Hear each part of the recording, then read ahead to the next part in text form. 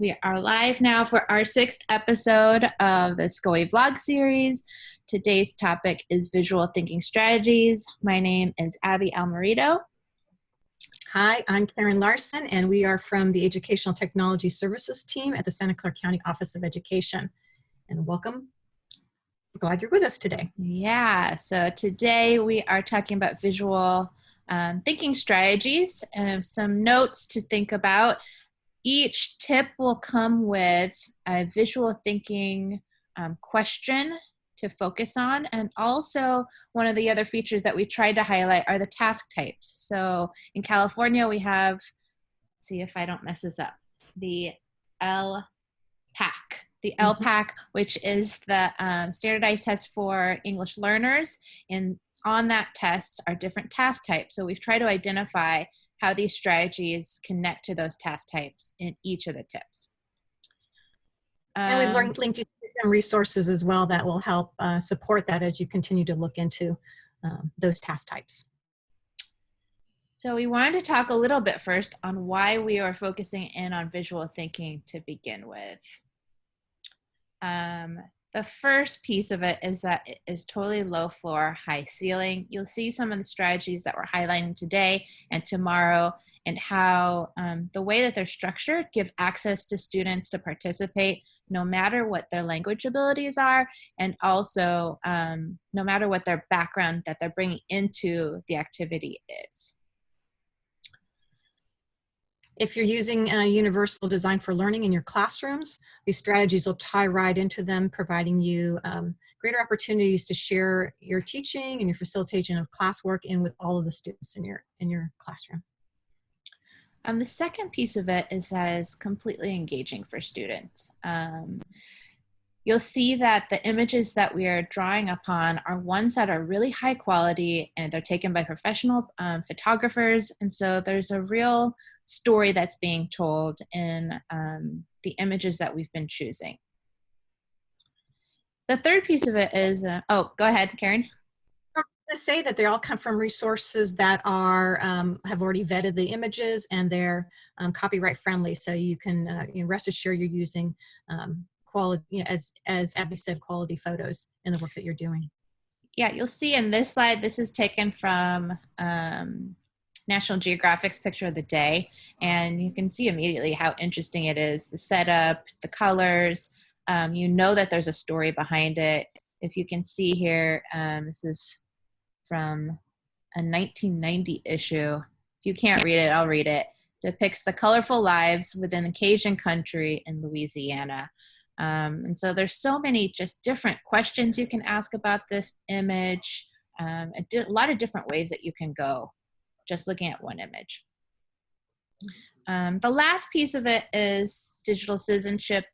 In an upcoming webinar, we'll talk about how students can create their own images to support their learning and to show mastery of a skill and their understanding. And we are highlighting how the images that we do use are copyright friendly and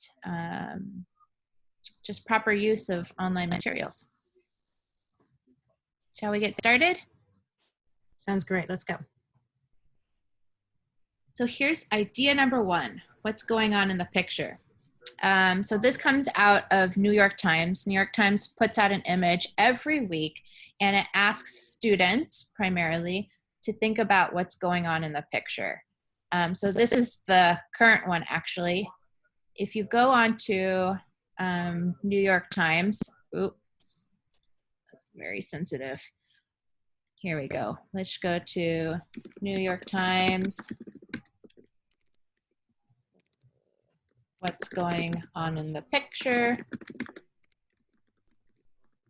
You'll see that there is a huge list of these images that you can draw upon, and every week they post one and they invite people to participate to guess what's going on in the picture. So you can do that globally, or you can just have a discussion online with your students. So let's try it out. So this is, oops, wrong side. What I'd like participants to do, sorry, this is going chaotic here. is in the chat. Open up the chat, and what we're going to do is just a notice and wonder to start with. Answer the 2 questions.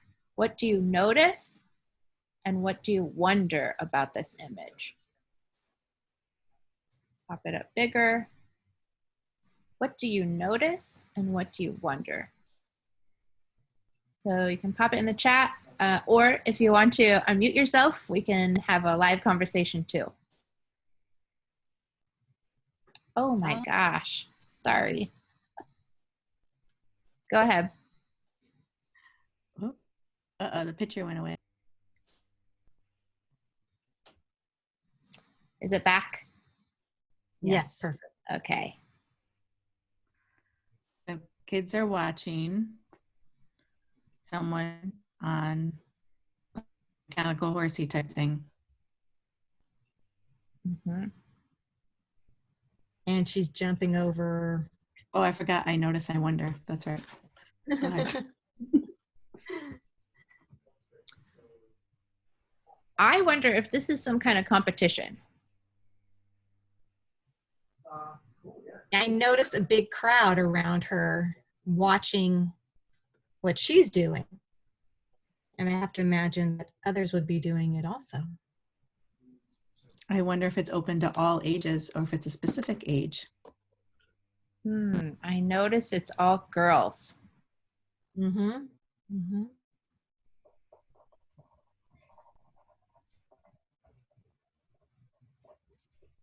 I notice it's indoors. Yep. There's a lot of pink, which might indicate that it might be all girls too. So we started with 2 questions, I notice, I wonder. So there's a lot of questions that you could ask based on this, on any image. You can ask context questions, like where do you think this is? Who's the audience for this image? Who is in this image? Who's taking this image?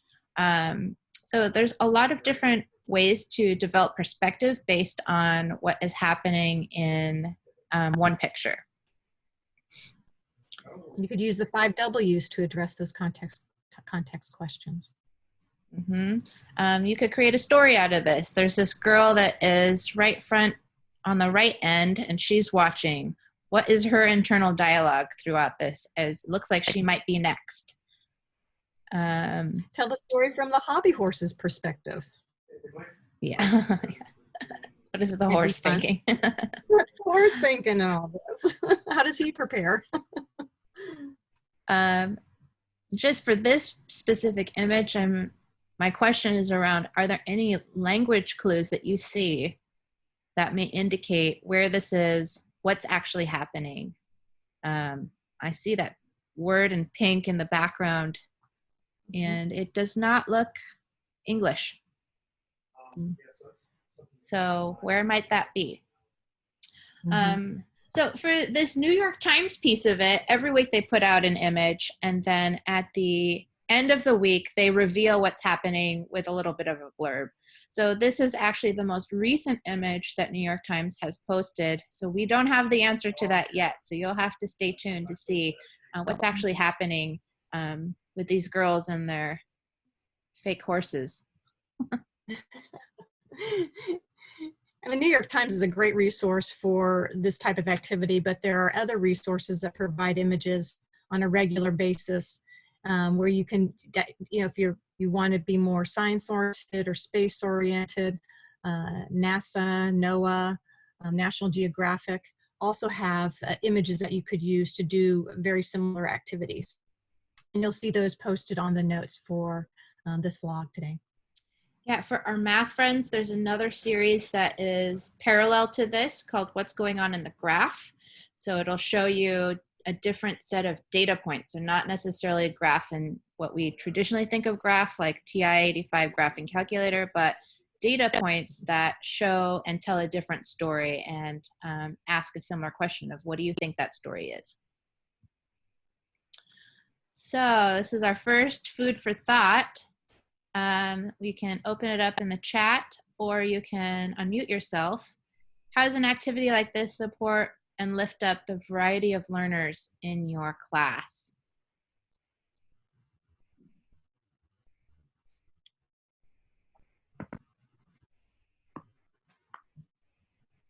I think is so interesting about this activity is that students can pull from experiences and their own culture, their own understanding. So as you said earlier, there's such a low entry point that, or an easy entry point, that all students can participate in this and feel like they have a story to offer. Yeah, so true. No matter what your experience is, you can make a comment about an image. That can spark lots of different conversations and show and highlight different parts of an image that maybe someone else might not even take notice to because of your experience and your lens. I don't have access to the chat right now. Is anyone chatting in there, Karen? No, there is nothing in the chat yet. We invite our guests to unmute and join in if they wish. Another thing that I love about what you're doing is that you really get a very quick, very accurate sense of the background knowledge that your kids are bringing, and that opens the door for being more inclusive to the different cultures that are represented in the class. Oh, I love that suggestion. I can imagine the conversations that could follow after someone presented something from their culture, from their background that wasn't common to the rest of the class. It could be a great conversation and really show respect to the students in the classroom. And as a teacher, this activity provides us really live data entry for us. So Sandy, as you mentioned, it highlights what students are bringing. You can think about the responses in terms of what language students are using. Are they using the vocabulary that you've been focusing in on, or that you've tried to teach in the past? What structure are they using as they're either saying responses out loud or typing it into a chat? So it gives us some real live data around how students are using language also. Mm-hmm. Let's go on to our second activity here. So our second activity, oh, I want to mention that the first activity and all activities today, one of the beauties of all three of them are that they are curated by someone else. So you just go to a website, you take the image from there, and then you show it to the students and you ask the relevant questions. So it's not a responsibility of the teacher to find this information or this image. It is just the responsibility to ask the right question. So that is true of the second idea, which is which one doesn't belong. This comes out of a math website, actually, and we'll go there in a moment. But let's get you as a learner participating. So the question is, which one doesn't belong? And your response should include one of the quadrants. So you can say the Orioles doesn't belong. And then the second part of it is you have to give your reasoning. So for instance, the Orioles don't belong because there's orange in this icon. So let's open it up. You can unmute or you can type in the chat. And let's see how many we come up with. There's more than one answer here. No, never mind. I take back what I was going to say. Yeah, no, I wasn't. No, the Toronto is the only Canadian team. Oh, mm-hmm. See if we can I come would up. say, go ahead, Barb.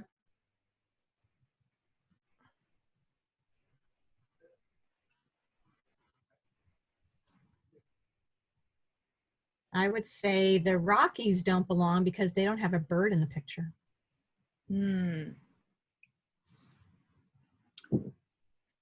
I've seen these before and I love them because there's always so many different multiple ways. It reminds me of setting the stage for number talks where you're asking kids to appreciate different pathways to an answer. And this kind of opens kids' minds to the fact that there's often more than one correct answer, which can be a real hard sell. Exactly. Did we already say that the Seahawks are a football team? We did not say that. Yeah. So I've done this specific one with students and they came up with 27 different statements. Seriously. And they came up with pretty interesting ones. There was, let me think of let's see. There was one on syllables. Oh, I was really? like, yeah. So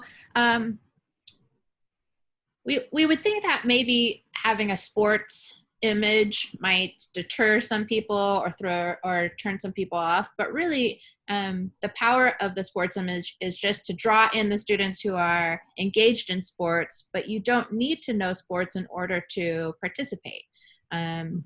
There were some answers on shapes. So the Orioles are the only ones that have that diamond shape in it. Then what is the syllable one? Is it Colorado? Colorado has 4 syllables. The other locations only have 3. So there were answers on colors, shapes, geography, sports. I even had a student once who said, I forget which team it was. I think it was the Blue Jays. He said, the Blue Jays don't belong because my uncle doesn't work at the other 3.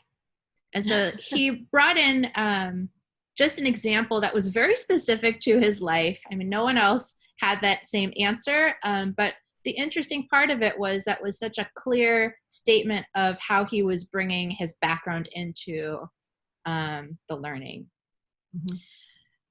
So in these first 2, we participated just open, unmuting ourselves. You could have participated in a chat. But I wanted to show you another way to structure this. So I've put it into this Google Slides. And if I was to share this with you, which let me see if I can get to the chat through here. Here we go. More chat. I'm going to pop this link into the chat right now. And if you go to it, you'll see that when I click on any of these 4 quadrants, it provides a shape around it. So this provides the opportunity for students to leave comments on any of the 4 shapes. So to show you just how to do that, I'm going to click on the Rockies here and then go to comment right here and add a comment. And then I can just type it in. The Rockies do not belong because this is the only one that has a mountain in it. So now students can comment as much as they want on all 4 of the shapes. So this is another way that you can share this activity in this remote learning state. So if you're in Seesaw or Google Classroom, or if you just email this out to kids, however you get information to kids, you can just send them this link so that they can comment in their own time. You'll see also here on the bottom right is a YouTube tutorial on how to do that. So if you're interested in doing that, there's a YouTube tutorial on how to make what I call commentable shapes within a Google slide. So as I said before, this comes from a whole website of which one doesn't belong. This is curated by a math teacher. The image that you saw was just images, but there's a lot of different categories. This one's numbers. It's great for primary all the way up to high school. You'll see here also different sets that are geared towards more older students as well. But lots of different choices. I can see a kindergartner accessing these shape ones, and I can see high school students accessing it and having different answers. All right.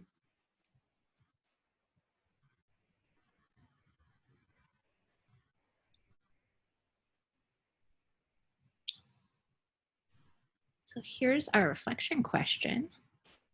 What's challenging about this type of activity? Either from a teacher creation standpoint or a student user standpoint.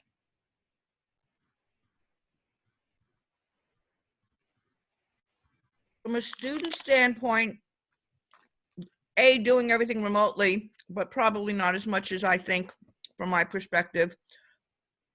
But also just in general, getting kids to learn visually and then express themselves using words is, I love it, but that's not what they're used to. They're used to getting the words and then going the other way. So it's good. Yeah, I think this type of activity, I agree with you, Sandy. This type of activity, though, is one of those, great places to start, because we're starting with especially with the little ones, not asking for a lot. Let's just get started in this practice. Let's get rolling in doing that practice that they're not familiar with. As we move on through both this series and tomorrow's series, we're going to see a lot more of that and greater opportunities to do writing. And this one is just such a great place to start. And like you said before, there is no right or wrong. There's a lot of opportunity to use an activity like this to build trust in this new system of learning. So I just want to remind everybody that for a while now, science has been being taught through the observation of a visual phenomenon. So that's probably why I like it so much. Right. Yeah, and I agree with both of you guys. I feel like I think some of the challenges will be technology for kids, the vocabulary, depending on their language and status.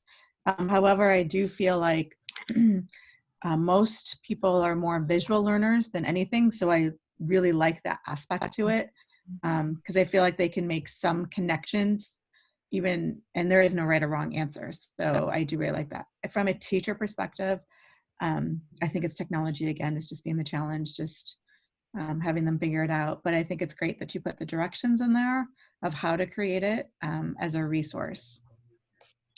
Yeah.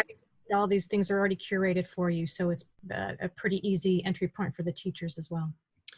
Yeah, what's great about it is that it's the same process. It's just we're swapping out different images. And maybe we even swap out different questions at some point, but it's ultimately, from the teacher perspective, the same process. And so we're trying to advise people as much as possible. How can you simplify at this point in time the instruction that you're giving your students? And in the past, maybe if we were in a face-to-face classroom right now, we might be doing something like very large and very different every day.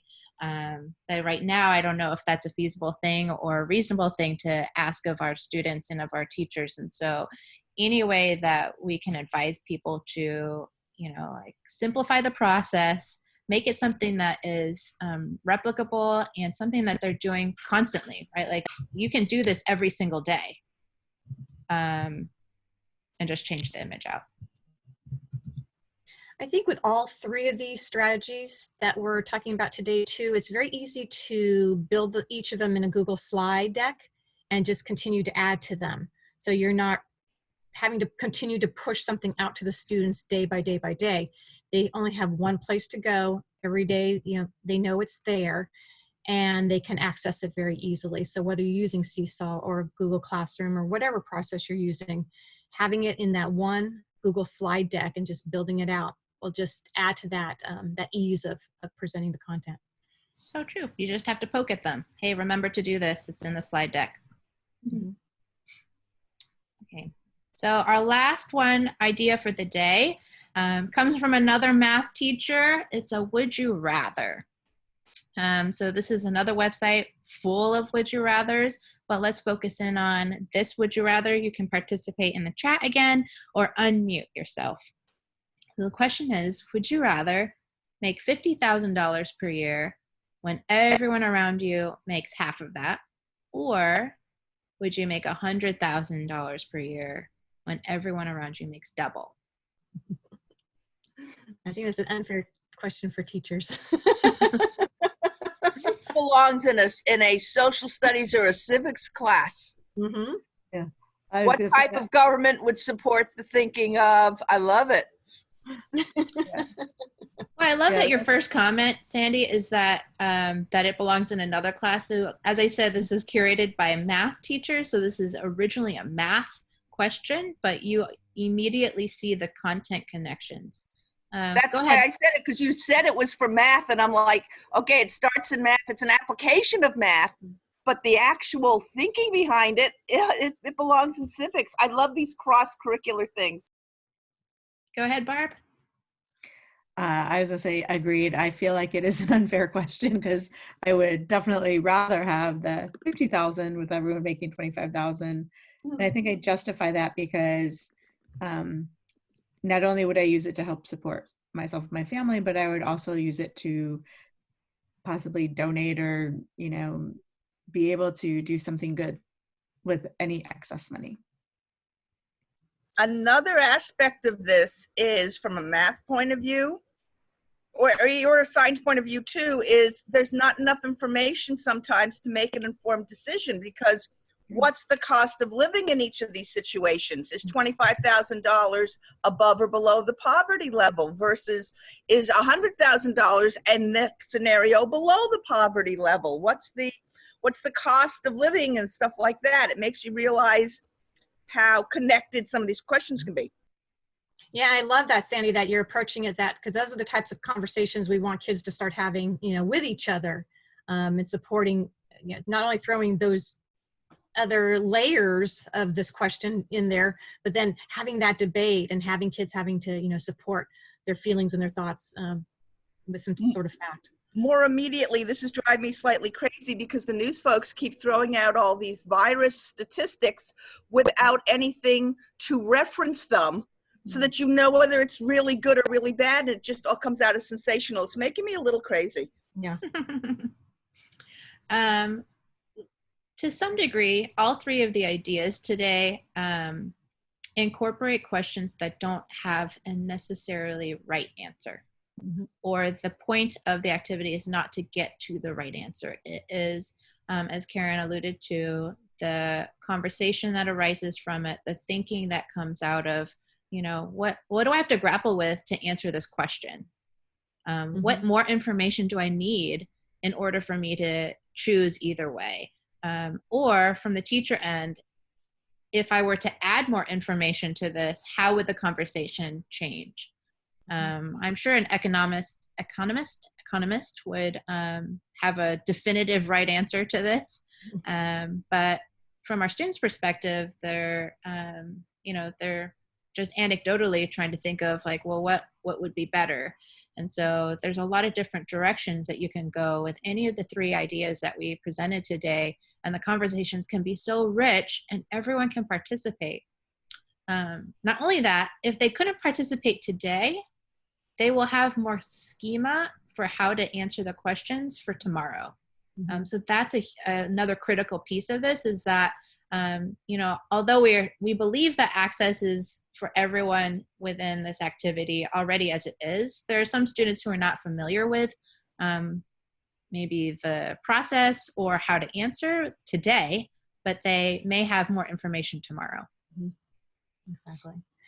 I think your schema point is really important, because these conversations are probably going to be more engaging than what usually comes out of a more traditional textbook. Therefore, the kids that don't have the schema, that have been checking out because they're not following the conversations, have access to become engaged and then build their content knowledge and vocabulary for the future learning. Agreed. And I also like, I feel like this is a good activity, or these three ideas are good in that they don't have to be all on at the same time. They could be doing like choose 3 out of 5 during the week, and participate and look at other people, what other people are saying.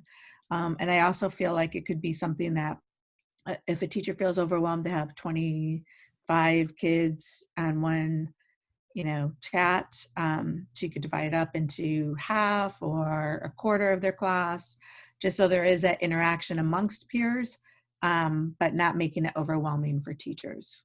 Great suggestion. Yeah, I would say for any of these strategies, for sure make it work for the situation that you're in, for the students that you work with. You may want to just have them be individual. You may want them to interact with each other. I mean, this is not by no means a like, you know, curriculum like you have to do it this way. This is not how you have to do it. This is just, we're presenting one way or a few ways that you could do it, and then for sure modify it the way that it works for you and your students. So that leads us to our third question. So this is, again, it's a math question, but how could you incorporate would you rather in content other than math? So I could see this in writing, in the sense of opinion writing, because you have to justify it with evidence. I could see it in reading if you see a argument between a couple of characters, you know, whose position do you take and why? I'm an art teacher. I teach kindergarten all the way through 8th. So I would like to put up art slides, famous paintings, and I can see using it to get feedback, you know, whether they like it, whether they don't like it, why. Mm-hmm. Sandy, you got a science related one? Oops, she must have stepped away. No, I'm still here. I was just on the other side of the room, but I'm listening. In science, this comes up all the time.